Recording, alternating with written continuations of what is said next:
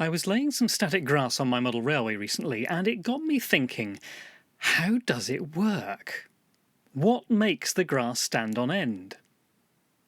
If you do a search for how do static grass applicators work, you'll more than likely get answers about the best techniques, or why you should use this product instead of that one, or simple explanations like the static makes it stand up. And there's nothing wrong with that. But what I'm interested in is the physics. I want to understand what static charge is, how it's made, and why it makes my grass stand up.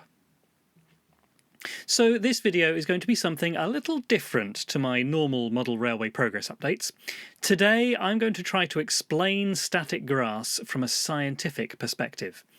And hopefully we'll learn a thing or two along the way.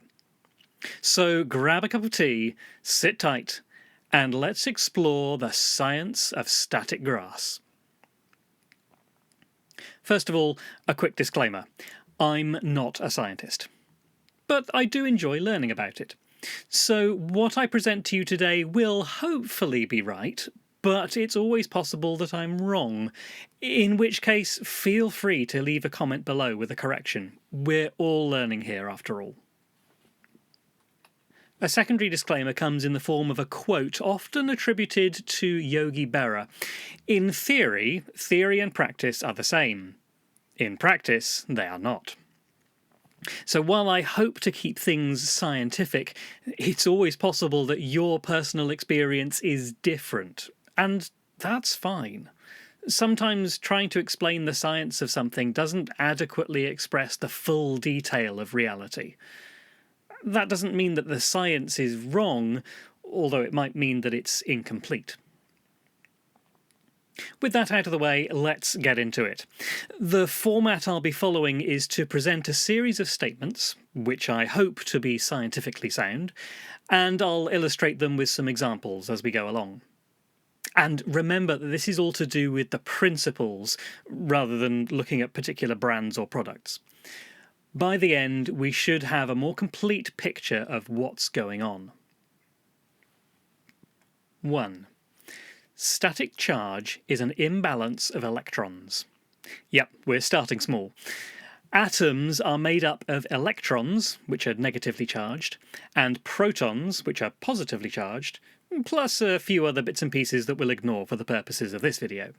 The important thing is that atoms are happiest when they have the same number of electrons as they have protons. But while their protons are usually safely bound up in the middle, the electrons are sort of floating around, and in some cases can be either knocked off or added. And if the numbers don't match, the atom is said to have an electric charge. Electric because of the electrons. And depending on the material, some types of atom will give up or take on electrons more easily than others, which is one of the reasons static grass is usually made of synthetic plastic. It's not too precious about its electrons, and therefore just likes being charged. 2. Similarly charged objects repel, while oppositely charged objects attract, with the strength relative to the difference in electrons and the distance between them. This works much like magnets, which we're probably more intuitively familiar with. Two positively charged objects push against each other, as do two negatively charged objects. But if the charges are different, they'll pull together. It's also worth remembering that a positively or negatively charged atom will also be attracted to a neutral atom, just not by as much. Remember that for later, it's important. 3. A static grass applicator uses a small transformer to create a high voltage through electromagnetic induction. It's kind of the same technology behind those newfangled wireless charging docks for your phone. The two sides of the circuit aren't actually electrically connected, but because of the properties of electrons in a coil around an iron core, a voltage on one side can induce a voltage on the other side. What makes a transformer special is that it has more windings on the secondary coil, resulting in a higher output voltage. I mean, we're not making electricity out of thin air exactly. The total energy is the same. it's just a higher voltage. 4. A higher output voltage can be achieved by a higher input voltage and better quality components. Increasing the input voltage means you're putting more energy into the circuit, and better quality components means that it can handle those higher output voltages. That's essentially the main electrical difference between cheap applicators and more expensive ones. Those proper applicators are definitely better than cheapo fly swatter ones because they're capable of generating much more output voltage. But the principle of how they work is broadly the same. 5. Since the negative and positive outputs are not connected, the electricity is static. The input side of the circuit is inducing a voltage, but on the output side it can't actually go anywhere. The electrons are effectively trapped with nowhere to go. It's like blowing down a straw with your finger on the end. The air isn't moving, but it wants to, because there's a pressure behind it. With our static grass applicator circuit, it's like there's a pressure build-up where the electrons really want to go somewhere, but can't. At least not yet. 6. A typical applicator has a negative feed in the hopper and a positive feed in a separate wire. It's not a complete circuit, and that's deliberate. And remember that from a physics point of view, electricity moves from negative to positive because it's the movement of electrons which are negatively charged. 7. The negative feed comes into contact with the grass in the hopper and passes electrons to them, making them negatively charged. Remember at the beginning I was explaining about electrons being added to atoms? Well, this is exactly what's happening in the hopper. The fibres are getting extra electrons, which gives them all a negative charge. But where are those electrons coming from? Not from the battery or the power source of the applicator. As we saw earlier, the two sides of the circuit are completely isolated from each other. Which brings us on to the next point. 8. The electrons come from the positive side of the high voltage circuit. Now, initially it'll just be pulling electrons out of the wire, but if the wire isn't connected to anything, it'll be like sucking on a straw with your finger over the end. It's not that the wire will run out of electrons exactly, but I guess you'd call it the vacuum, might mean your applicator doesn't have as many electrons to push into the grass fibres. That's why the wire usually has a crocodile clip on the end. You're meant to clip it onto something that has a ready supply of electrons. If you clip it to your base, or something touching the floor, you'll have an entire planet's worth of electrons at your disposal, which is plenty. 9. The mesh helps to retain the grass fibres and helps them distribute evenly and controllably. In some models of applicator, the mesh is also what charges the fibres, but its other main purpose is to stop the fibres from just all falling out before you want them to. Some applicators even have different sized holes to suit different lengths of fibre. The important thing I want to point out here, though, is that the mesh doesn't really contribute to the physics of what's going on. It's purely practical. 10. Since similarly charged objects repel, the grass fibres want to separate from each other and the hopper. You might have even seen this for yourself, as some bits of fibre defy gravity and fly out of the hopper all on their own. That's one of the reasons why you need the mesh, to keep them mostly under control. 11. The negatively charged grass fibres are attracted to the positively charged wire, but not enough to affect the distribution. I mean, sure, there's a positive charge in the crocodile clip, but it's not designed as an attractor. It's deliberately designed to be far too small for that. The main force the fibres will be experiencing as they fall is gravity. So having the clip nearby won't significantly pull them off course. And we know that from experience because we don't end up with all the grass piled on top of the crocodile clip. 12. This is my favourite one. The positive feed wire does not contribute significantly to the overall charge of the base. Remember that this is a relatively low power device geared towards giving a small negative charge to some tiny bits of grass fibre.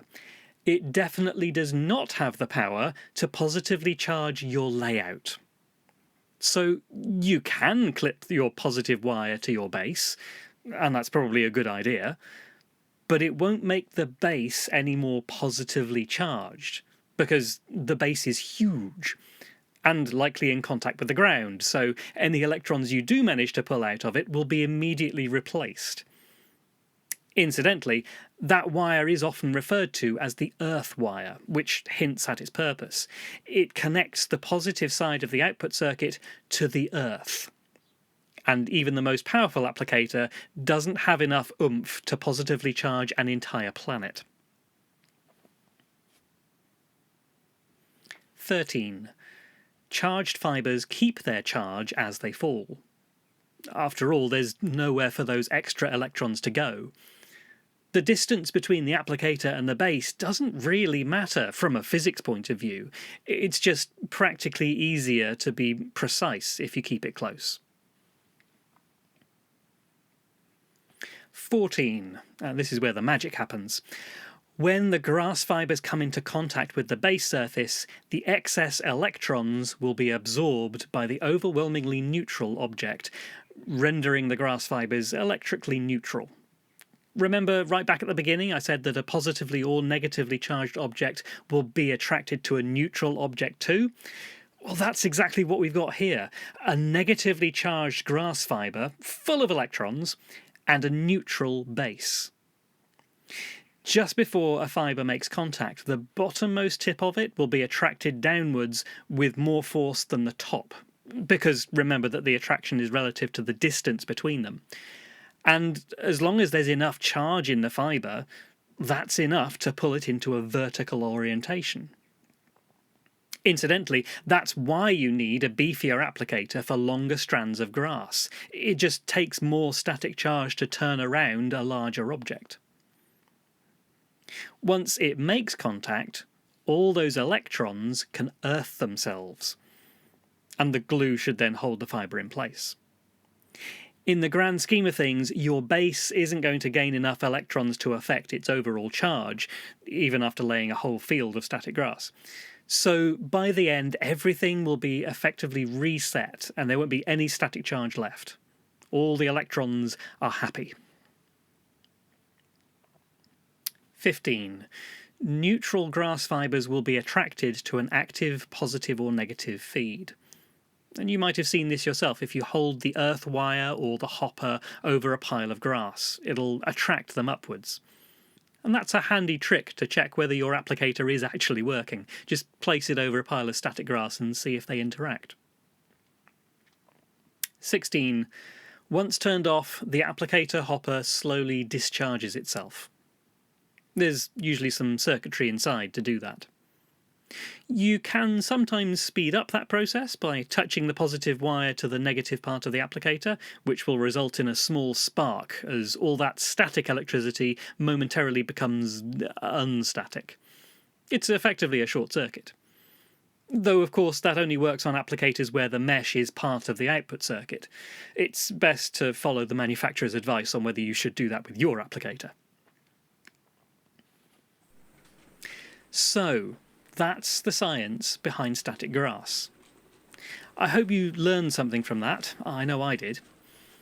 There may be some practical tips you can imply out of this, which might affect which static grass applicator you buy, or where you put the crocodile clip, or how far away from the surface you put the hopper, or what length grass you use, stuff like that. I'm not going to make any specific recommendations because this isn't a video about how you should use your static grass applicator, but I hope you're now armed with some scientific knowledge to get the best out of your models and dioramas. If you have any scientific corrections you'd like to suggest, or words of wisdom from your years of experience, leave them in the comments below. I'm sure we'd all benefit from it. And if you got this far, Thanks for watching. This was a very different sort of video to put together, so click the like button if you appreciated it. There are some links in the description if you want to support me, and you can subscribe to make sure you don't miss my next video, which, to be fair, probably won't be this scientific. That's all for this video. Bye for now.